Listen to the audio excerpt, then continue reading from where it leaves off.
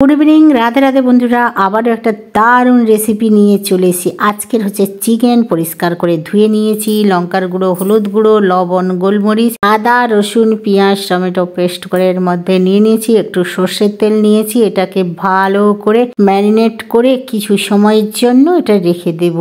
এই দেখো, ম্যারিনেট করে আধ ঘন্টার পরে আমি আবারও ফিরে এসেছি। আজকের কি বানাবো বলো তো? ড্রাই চিলি চিকেন, সাথে চাউমিন, এগ চাউমিন। কড়াইতে তেল নিয়ে নিয়েছি। তেলটা ভালো করে গরম হয়ে যাবে, তারপরে কর্নফ্লাওয়ার বা ময়দা দিয়ে সুন্দর করে, ডিম আর দিচ্ছি না, সুন্দর করে এটাকে মাখিয়ে গুলিয়ে তারপরে সুন্দর করে ফ্রাই করে নেব। আজকের আমার একটু কথা বলতে কষ্ট হচ্ছে, কারণ আমার জিভে না কি ব্যথা বেরিয়েছে, ফুসকুড়ি, যার জন্য দাঁত জিভে লাগলেই আমার দাঁত খুব ব্যথা করছে, তাই কথা বলতে একটু কষ্ট হচ্ছে। তেলটা সুন্দর করে গরম হয়ে গেছে। আমি একে একে করে সব চিকেনের পিসগুলো দিয়ে দেব। দিয়ে সুন্দর করে মিডিয়াম গ্যাস করে ভালো করে আমি এটাকে ভেজে নেব।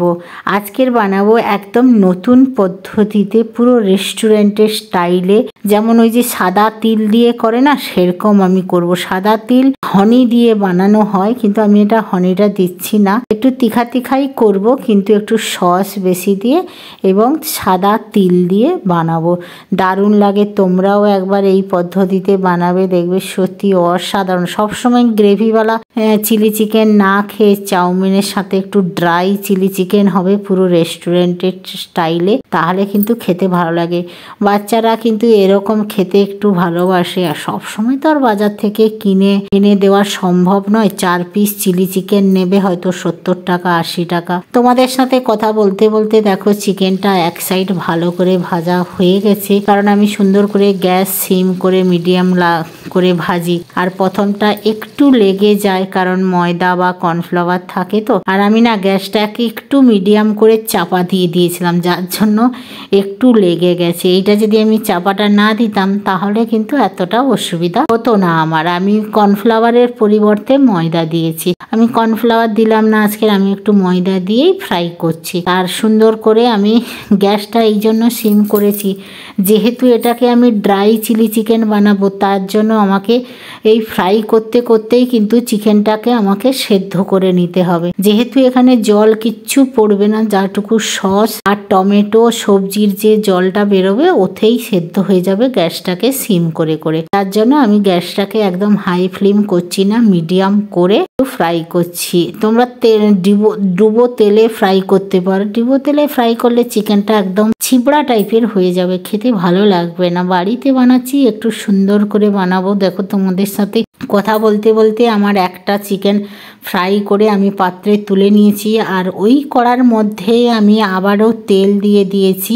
এই যে রসুন কুচি দিচ্ছি, রসুনটা একটু বেশি করে দেবে। তোমরা থেতো করে দিতে পারো বা কুচিয়ে দিতে পারো। আমি কিন্তু রসুনটাকে কুচিয়েই দিয়ে দিয়েছি। দেওয়ার পরেই আমি সাদা তিল একটু বেশি করে দিয়ে দিচ্ছি। তিলটা শরীরের পক্ষে খুবই ভালো, উপকৃত। একটু তিল এখানে দিলাম এবং লাস্টে আমি গার্নিশিংয়ের সময় তিলটাকে ভেজে দেবো। এখান থেকে আর তুলছি না, আমি আলাদাভাবে একটু কড়াতে শুকনো ভেজে তুলে নেব। আর আমি এদিকে দিচ্ছি, দেখো, পেঁয়াজ দিচ্ছি, ক্যাপসিকাম দিচ্ছি আর টমেটো দিচ্ছি। পেঁয়াজগুলোকে আমি একটা একটা করে খুলে রেডি করে নিয়েছি। আগে আমি এখানে ক্যাপসিকামটা দিয়ে দেবো। ক্যাপসিকামটা যেহেতু একটু শক্ত, তাই ক্যাপসিকামটা জাস্ট একটু নরম হয়ে আসবে তখন পেঁয়াজ দিয়ে দেবো। টমেটোটা একদম লাস্টে দেবো, কারণ টমেটোটা গলে গেলে ভালো লাগবে না, একটু শক্ত শক্ত থাকবে। চিলি চিকেনের চাউমিনের সাথে না সেই লেভেলের লাগবে। আর এটা গ্রেভি হলে কিন্তু তখন কিন্তু টমেটোটা তো নরমই হয়ে যেত।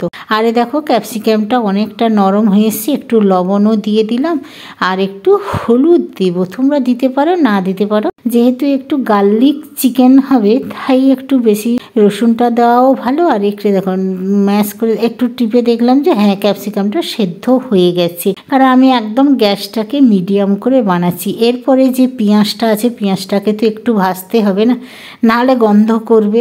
টমেটোটাও সাথেই দিয়ে দিলাম। পেঁয়াজটা তো আর বেশি ভাজা হবে না, শক্ত হবে না, জাস্ট গন্ধটা দূরে চলে যাবে। সঙ্গে সঙ্গেই আমি দেখো টমেটোটা আমি দিয়ে দিয়েছিলাম, এই কারণে যাতে টমেটোটাও হালকা জাস্ট নরম হবে। বেশি নরম করব না, মুখে একটু লাগলে তবে তো ওদের খেতে ভালো হবে। আমি তো আর খাবো না, আছি আমার ভালো লাগবে। বাচ্চাদের খুশিতে না আমাদের অনেক কিছু করতে হয়, সবসময় বাজার থেকে কিনে দিতেও ভালো লাগে না। এরপরে একটু লঙ্কার গুঁড়ো দিয়ে দিলাম, তোমরা এখানে কাঁচা লঙ্কা দিতে পারো। আর কাঁচা লঙ্কাটা না মুখে পড়লে আমার ছোট মেয়ে আবার খুব খেতে অসুবিধা হয়, ওর ঝাল লাগে খুব, তাই একটু লঙ্কার গুঁড়ো দিয়ে দিলাম। এটা কিন্তু কালার ফুড নয়, তোমরা কালার রেড চিলি পাউডার দিতে পারো। আমি শুধু এই যে একটু হালকা ঝালের জন্যই এখানে দিয়ে দিলাম, কারণ টমেটো সসটা একটু মিষ্টি পড়বে তাই। আর চাউমিনে বেশি ঝাল হলে ভালো লাগে না, ভাতে ফ্রাইড রাইসে ঠিক আছে একটু ঝাল ঝাল ঠিক আছে, কারণ চাউমিনে তো তোমার কাঁচা লঙ্কা থাকবেই, সেখানে আবার একটু ঝাল হবে। এরপরে আমি দিয়ে দিলাম একটু সয়া সস। সয়া সস অল্প দেবে, আর একটু দিলাম গ্রিন চিলি সস। এখানে সসের ভাগটা একটু বেশি দেব আমি। এরপরে দিলাম একটু টমেটো সস। টমেটো সসটা একটু বেশি দেব আমি এখানে, টক ঝালটা বেশি থাকবে, টক ঝাল।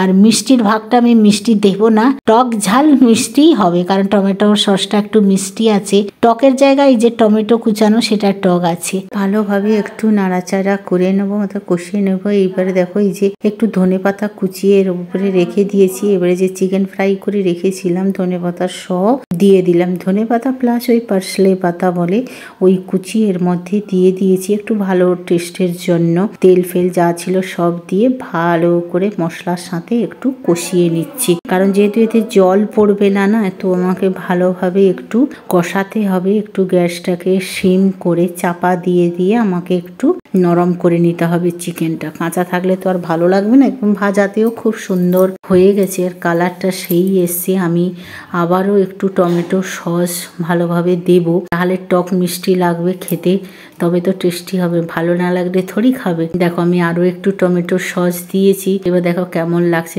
আরো একটু দিয়ে দিলাম বেশি করে, তো বলছে যে একটু বেশি করে টমেটো সস দিও তবে টেস্টি লাগবে, একটু বেশি করে দিয়ে দিলাম টমেটো। এটা হচ্ছে কিষানের টমেটো সসটা না একটু মিষ্টি মিষ্টি থাকে, ম্যাগিরটা একটু ঝাল ঝাল থাকে, কিষানটা একটু মিষ্টি থাকে। দেখো সসটা দেওয়ার পরে একটু গ্রেভি গ্রেভি মতো ভেজা ভেজা টাইপের হয়ে গেছে, এরকমই রাখবো, বেশি আর শুকনো করবো না। এমনিতে তো শুকনো আছে, ড্রাই আছে, আর এটা ড্রাইটাই খেতে ভালো লাগে চাউমিনের সাথে। একদম ফাইনাল লুক তোমাদের দেখাচ্ছি কেমন লাগছে। এবং ভাজা আমি তিল দিয়ে দিলাম উপর থেকে। গার্নিশিং এর জন্য আমি ভাজা তিল দিয়ে করছি, যেটা রোস্টেড তিল, নিচের জন্য রোস্টেড তিল দিয়ে দিলাম। খালি কড়াই একটু তিলটাকে নেড়ে নিলেই রেডি হয়ে যাবে। আর রেস্টুরেন্টে এরকম রোস্টেড তিল দিয়ে চিলি চিকেন পাওয়া যায়, খেতেও দারুণ লাগে।